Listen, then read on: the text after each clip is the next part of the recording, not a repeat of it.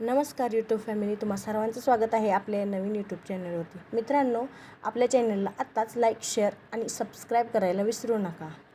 वळूया आपल्या आजच्या स्टोरीकडे.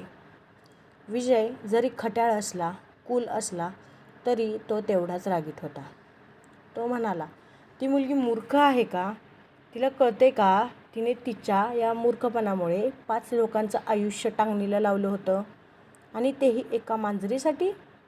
या सगळ्या गोष्टीला ती आणि तिची मैत्रीण जबाबदार आहेत. जर त्यांच्यामुळे माझ्या मॉम आणि दादूला काही झालं असतं तर मी त्यांना सोडलं नसतं.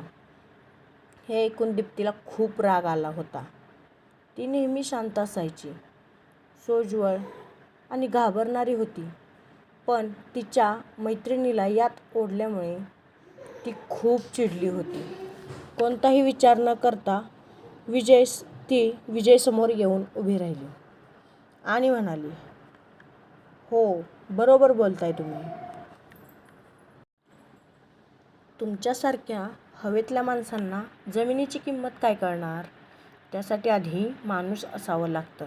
आणि मांजर म्हणजे एक जीवच आहे ना, त्यालाही त्याची फॅमिली असेल, त्याचं काय? दीप्ती खूप रागारागाने या गोष्टी बोलत होती. पण विजय मात्र जेव्हा ती सॉरी मित्रांनो, इथं वॉर्ड आहे, तिथं चुकून वॉल झाला आहे.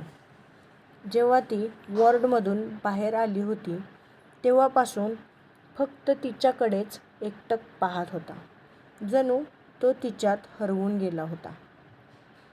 ध्रुवने विजयला पहिल्यांदाच एखाद्या मुलीमध्ये असं हरवलेलं पाहिलं. त्याने पटकन आपला फोन काढला आणि त्यांचा व्हिडिओ रेकॉर्ड करू लागला. विजय पहिल्यांदाच कोणाकडून तरी इतकं, आणि तेही एका मुलीकडून, ऐकून घेत होता.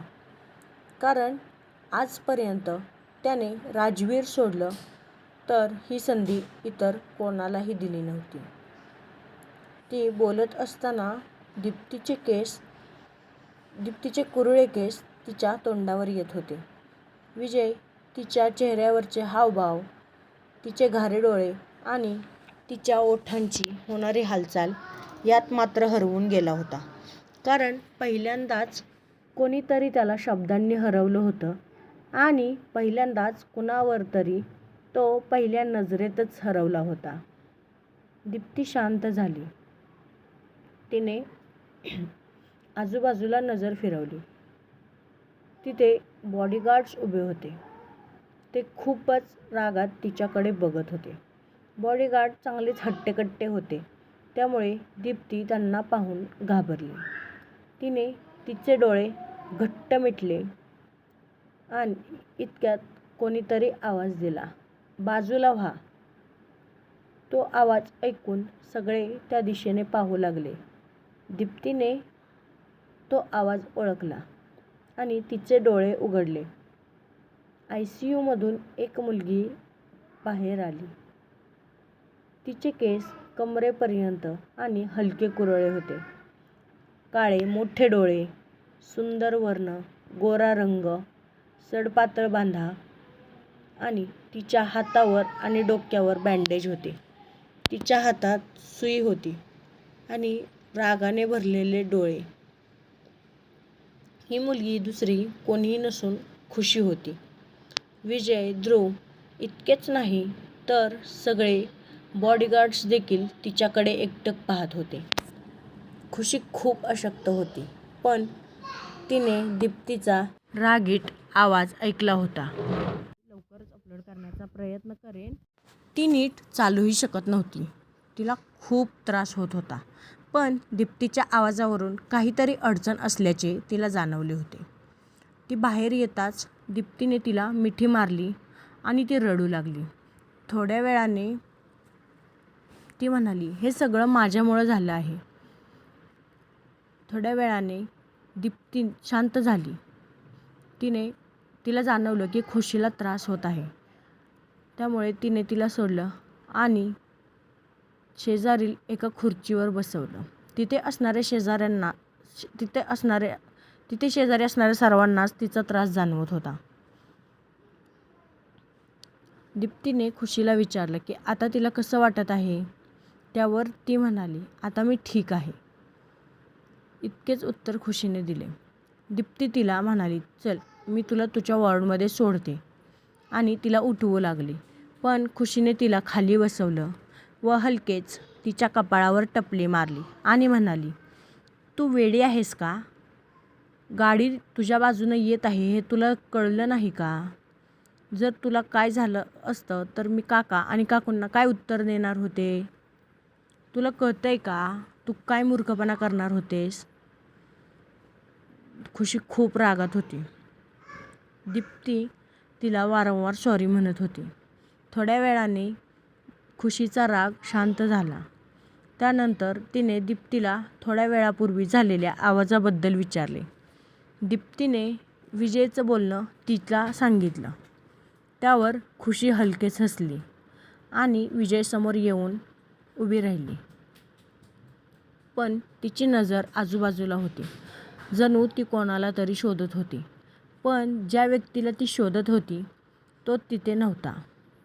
तेव्हा ती विजयला म्हणाली, माझ्या मैत्रिणीने कोणाला वाचवायचं किंवा कोणाची काळजी करायची याचं ज्ञान तिला द्यायची गरज नाही. त्यापेक्षा तुम्ही तुमच्या ड्रायव्हरला पुरेशी झोप द्या. कारण जर त्याने पुरेशी झोप घेतली असती तर हे सर्व झालंच नसतं. विजयचा चेहरा पाहून आणि त्याच्या हावभावावरून खुशीला समजले की त्याला काहीच कळलं नाही. ती म्हणाली, जेव्हा दीप्ती मांजराला उचलून परतत होती तेव्हा तुमची कार भरधाव वेगाने तिच्याकडे येत होती आणि तुमचा गाडीचा ड्रायव्हर झोपेत होता. म्हणूनच मी माझी सॅक तुमच्या गाडीच्या दिशेला टाकली, जेणेकरून आवाज होईल आणि ड्रायव्हर आणि गाडीत असणारे इतर लोकही सतर्क होतील आणि त्यांची झोप उडेल आणि तोपर्यंत मी दीप्तीलाही वाचवेन. यानंतर तिने बॉडीगार्ड्सकडे एक तिरका कटाक्ष टाकला. तिचे डोळे पाहून बॉडीगार्ड तिथेच थांबले आणि ती दीप्तीकडे वळली. विजय थक्क झाला होता की अशा कठीण प्रसंगी खुशीने तिचं डोकं आणि मन एकाच वेळी कसं सांभाळलं. कारण दीप्तीची जी रिॲक्शन होती तीच रिॲक्शन इतर कोणीही दिली असती. एकाच वेळी 5 जीव वाचवण्याचा प्रयत्न, तोही स्वतःच्या जीवाची पर्वा न करता, असे कोणालाही त्याने याआधी पाहिले नव्हते. खुशी दीप्तीकडे वळली. दीप्ती तिच्या पायांची बोटे एकमेकांवर दाबत होती. तिच्या या कृतीवरून खुशीला कळलं होतं की आता दीप्तीला खूप भूक लागली आहे. तिने ध्रुवला हलकं जेवण आणायला सांगितले. पण विजयने आधीच जेवण मागवलं होतं. त्याने ध्रुवला इशारा केला आणि जेवण द्यायला सांगितलं. दीप्ती आणि खुशी यांचा हा स्ट्रॉंग बॉन्ड बघून विजय आणि ध्रुव थक्क झाले होते. दीप्ती आणि खुशी यांनी त्यांचं जेवण घेतलं व त्या रुग्णालयाच्या मोकळ्या जागेकडे निघाल्या. जाताना खुशीने ध्रुव आणि विजयला, तुम्हीही जेवण केलं नसेल तर आमच्यासोबत येऊ शकता असे सांगितलं. ध्रुव आणि विजय त्यांच्या मागे निघाले. विजयला जाताना पाहून त्याचे बॉडीगार्ड्सही त्यांच्या मागे निघाले. ते पाहून खुशीने त्यांच्याकडे तिरक्या नजरेने पाहिले. तिची ती नजर पाहून बॉडीगार्ड्स तिथेच थांबले. हे बघून विजय आश्चर्यचकित झाला. तो हलकेच म्हणाला, राजवीरचे चमचे एका गुलाबाच्या नजरेने गपगार झाले. तर मित्रांनो, आजचा भाग इथेच संपत आहे. हो, आपल्या चॅनलला तुम्ही अजूनही सबस्क्राईब केलं नाही आहे, त्यामुळे प्लीज एक सबस्क्राईब नक्की करा. मला तुमच्या सपोर्टची खूप गरज आहे. आणि त्याचबरोबर तुम्हाला जर काही नवनवीन स्टोरी किंवा पात्र सुचवायची असतील तरीही तुम्ही मला कमेंट्समध्ये तसं सांगू शकता. भेटूया लवकरच नवीन भागामध्ये. Bye bye.